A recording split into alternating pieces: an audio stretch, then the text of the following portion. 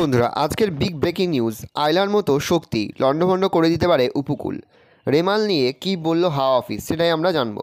রেমাল, যার আরবি ভাষার অর্থ হলো বালি, বঙ্গোপসাগরে তৈরি হওয়া যে গভীর নিম্নচাপ তা আজ রবিবার রাতে ঘূর্ণিঝড়ে পরিণত হবে বলে জানিয়েছে আবহাওয়াবিদরা। এই ঘূর্ণিঝড়ের নাম রেমাল রেখেছে ওমান। গভীর নিম্নচাপ থেকে শক্তি বাড়িয়ে রেমাল উপকূলে আছড়ে পড়বে রবিবার অর্থাৎ আজ মধ্যরাতে। বাংলাদেশের খেপুপাড়া হয়ে পশ্চিমবঙ্গের সাগরে আছড়ে পড়বে ঘূর্ণিঝড় রেমাল।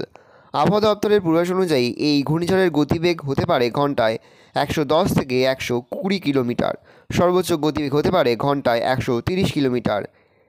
প্রাক বর্ষায় এটি প্রথম ঘূর্ণিঝড়। তোমরা বুঝতেই পারছো যে আজ মধ্যরাতে কিন্তু বিভিন্ন অঞ্চলে তাণ্ডব চালাতে চলেছে ঘূর্ণিঝড় রেমাল। রেমাল সম্পর্কে বিভিন্ন আপডেট পেতে অবশ্যই কিন্তু আমাদের চ্যানেলটা সাবস্ক্রাইব করে রাখবে।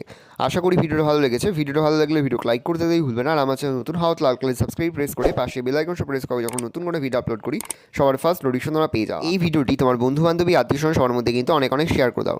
রেমাল এখন ঠিক কোন পর্যায়ে অবস্থান করছে সেটা কিন্তু তোমরা স্ক্রিনেই দেখতে পাচ্ছ। রেমাল ঠিক এখন কোন জায়গাটায় রয়েছে সেটা কিন্তু সরাসরি তোমরা কিন্তু আমাদের স্ক্রিনে লাইভ দেখতে পাচ্ছ।